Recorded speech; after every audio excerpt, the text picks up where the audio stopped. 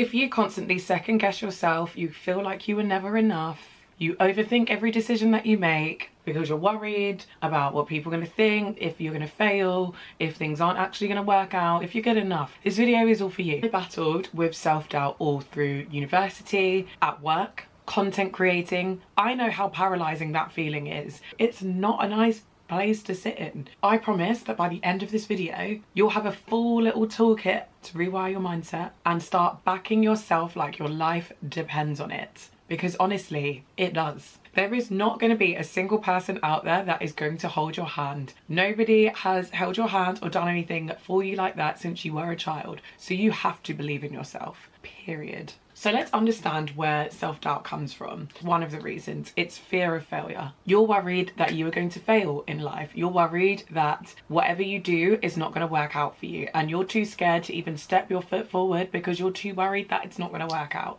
Number two, comparison. You are comparing yourself way too much to other people's journeys, what other people are doing. I have a whole other video about that, which I'll link somewhere in here. You are an over-perfectionist. And while there is nothing wrong with being a perfectionist, because it means that you're always trying to create high quality work, perfectionism is stopping you from creating work at all. You are creating things and then scrapping the idea because you are concerned that it's not good enough. Childhood conditioning is another reason. Maybe something has been told to you in your childhood by another person, an adult or a peer, and it's always stuck with you and now you think you're not good enough for something. Lack of representation. You're trying to jump into a field that are not a lot of other women in, or there's not a lot of people of colour in, and that puts you off because you think if people trying to strive within that field don't look like me, how am I going to work out? We then throw social media in the mix, which magnifies all of these things. It can make it look like everybody has everything figured out, which then makes you doubt yourself even more. All of those reasons,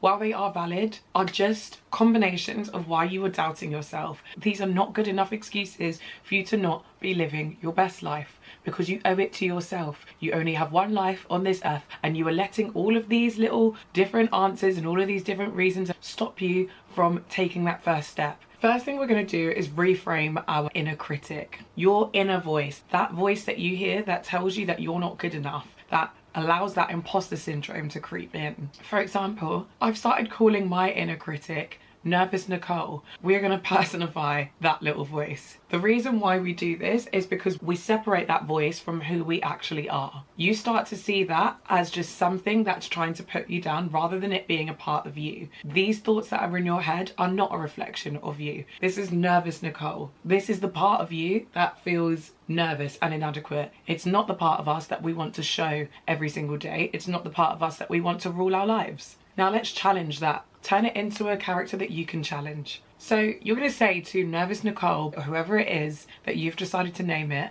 would you speak to your best friend like that? Would you speak to the younger you like that? Because actually, you wouldn't. You would never turn around to your best friend and say that unless you are a bad friend. Start introducing self-compassion and use it as a skill to practice. Be kind to yourself. If you're feeling unsure of yourself, speak to yourself and find out why you feel unsure to yourself. Here's where the affirmations come in. You're going to tell yourself everything is working out for me. Everything is going to be fine. I'm wise. I have gotten through so many situations in the past before that I've been worried about and it has worked out. You're going to remind yourself of these things. You're going to use affirmations, and this is how you're going to start blocking out that inner critic, because we don't need it. I deserve everything in my life. I am worthy. All of these things you're going to repeat to yourself. You're going to write them on a mirror. You're going to say them to yourself in a mirror every day. You're going to put them on your phone, on your lock screen, so that you see it every day and you're reminded of it. So here's some tools that actually help. Journaling prompts. You're going to write down a list of different prompts that are going to help you overcome your self-doubt. One of these things that I want you to do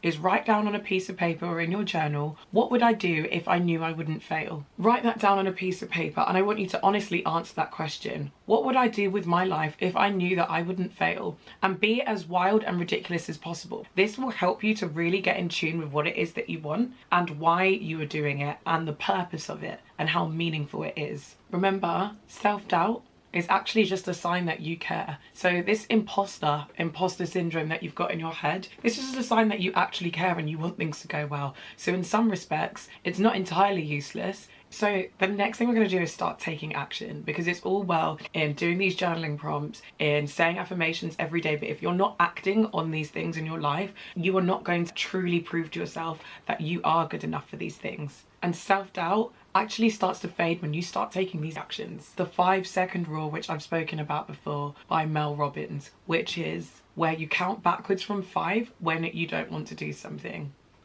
5, 4, 3, 2, 1. And once you've hit 1, you're just going to do it. You're just going to jump in and do whatever it is. Confidence is a muscle. I have another video on how to be confident, and I'll plug that here too. Confident isn't built by feeling ready. It's built by just doing it. You can't sit there and say, oh, I just didn't feel like it today. You get up and you do it. It doesn't matter if you don't feel like it. You get up and you do it. You don't want to go to the gym because you don't feel like it today. You get up and you go. That's not part of the plan. Not feeling like it isn't part of the plan. You stick to that plan and you do it. Next, you need to surround yourself with evidence of what is possible. That means you need to create your social media feed with people that inspire you, people that are in positions that you want to be in, people that have achieved a lot of things, and follow all these silly accounts that are not teaching you anything, and just follow pages and people that are actually inspiring you in life, because the more it's flooded in your system and in your subconsciousness, the more you're going to believe it. Your subconscious is learning and absorbing information every single second of the day. The more you show and expose your subconscious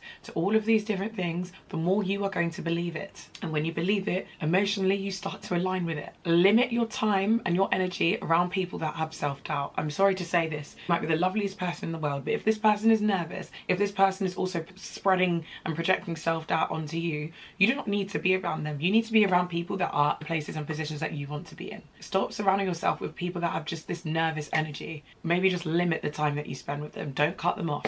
And maybe even look at getting a mentor as well, a life coach or any other kind of mentor, someone that's going to hold you accountable and encourage you to do these things. I started going to the gym a few years ago, and it was only made possible because I got a personal trainer. I wouldn't have had the confidence to do it otherwise, and I probably just would have fallen a lot sooner because I didn't have someone behind me just pushing me and telling me where to go. Self-discipline and self-trust. You need to practice this every single day. Show up for yourself even when you don't want to, and make it a routine. All these small wins will help you to build evidence that you can trust yourself and you can achieve what it is that's possible. When you keep promises that you make yourself, your self-doubt will start to shrink. When you make a promise to yourself and you keep it, you trust yourself. Finally, we need to understand that self-doubt is perfectly normal for all of the reasons that I mentioned earlier, but it doesn't have to control your life, and it shouldn't be controlling your life. What's one area that you've been self-doubting? Comment that down below, and I will see you in the next video.